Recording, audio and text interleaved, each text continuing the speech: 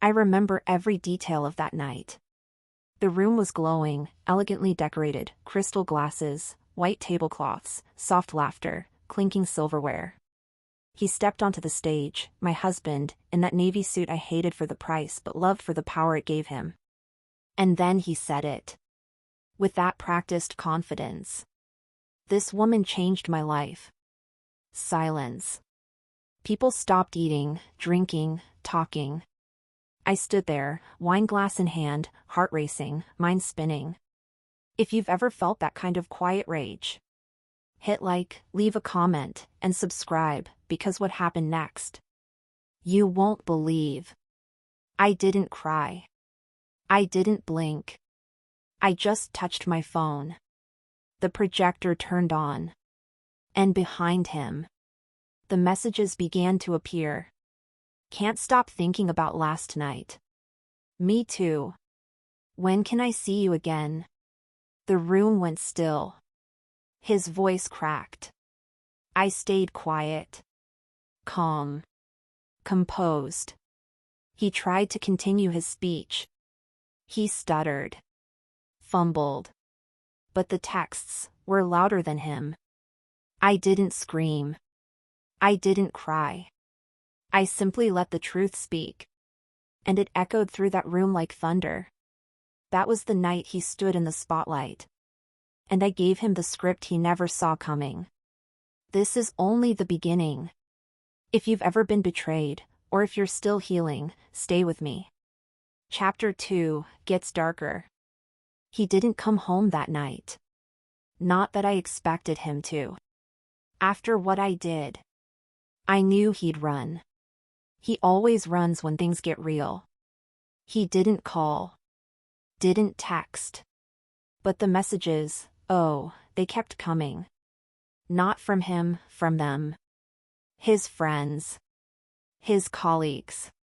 Even his mother. You went too far. You humiliated him. That was cruel. Cruel? Cruel is sitting across from someone who lies with a smile for months. Cruel is realizing you were the joke at every dinner. Cruel is knowing he used your love like camouflage. But me? I just showed the truth. I didn't yell. I didn't accuse. I let the screen speak. That's not cruelty. That's clarity. And yet, I still questioned myself. I lay awake, wondering if I had crossed a line. If I had become someone else. Someone bitter. Cold. Vengeful. But then I remembered her name. Yes, her name. It flashed again in my head, from his screen. Saved under Mark from finance. So clever. So stupid. She knew he was married. They always know. She smiled at me at last year's party. Asked about our dog. Our summer plans. She even complimented my dress. I could have screamed at her. I could have exposed her too. But I didn't. That's not my style. Instead, I waited. Watched. Planned. He finally came home 3 days later. Same suit. Same silence. No apology. No regret. Just this blank look. Like I'd ruined his fantasy. He said just one thing. You embarrassed me. I almost laughed. Embarrassed him? As if the lies, the affair, the betrayal, none of that mattered. Just his image. His reputation. And that's when I knew. He wasn't sorry. He was only sorry that he got caught. So I made another decision. This time, not public. Not dramatic. But final. That moment? That's where chapter 3 begins. And trust me, you don't want to miss it. Hit subscribe, and tell me in the comments. What would you have done next? I didn't yell. I didn't break anything. No suitcase on the porch. No screaming in the hallway. I just sat down. And I signed. The papers had been ready for weeks. My lawyer knew everything. Every date. Every name. Every receipt. While he was lying, I was documenting. While he was cheating, I was preparing. While he was texting her, I was protecting myself. The house? Mine. The car? Mine. The joint account? Already emptied, legally. He looked at me like I was a stranger. And maybe I was. Because the woman who cried for him? She didn't live here anymore. He tried to argue. Raised his voice for the first time in days. But I didn't flinch. I just stood, walked over to him, and handed him the envelope. "You embarrassed me," he said again. And this time I responded. "You betrayed me. We're not the same." I didn't say goodbye. He didn't follow. And just like that, I closed the door. There was no dramatic music. No applause. Just silence and peace. The kind of peace that only comes when you stop trying to fix something that was always meant to break. I went for a walk that night. No destination. Just me, the air, and the relief of choosing myself. I thought I'd cry. I didn't. I thought I'd feel empty. I felt full.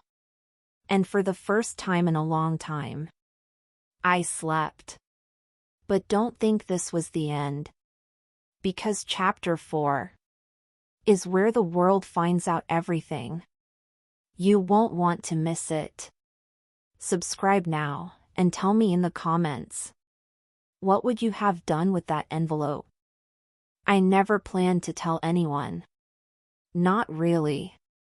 I thought the silence would protect me.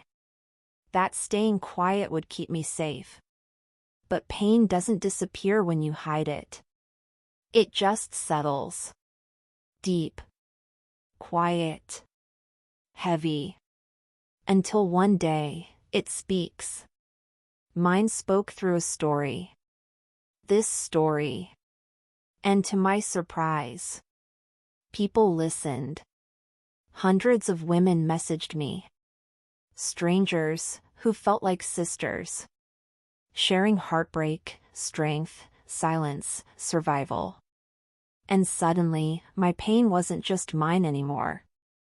It became something bigger. A warning. A mirror. A kind of quiet revolution. People asked if I regret it.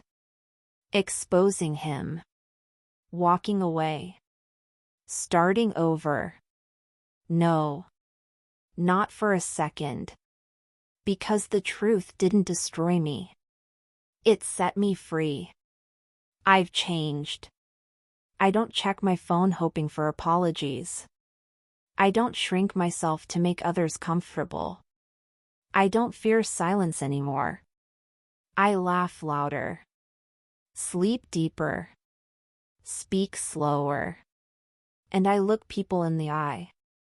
To the woman watching this. Who's doubting her worth? Who's waiting for a sign? Let this be it. You're allowed to walk away. You're allowed to choose yourself. Even if your voice shakes.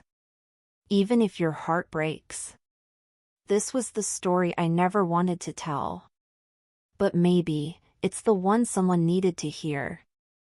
Thank you for walking this journey with me. If this touched you, share it. If it helped, tell someone. And if you're still healing, you're not alone.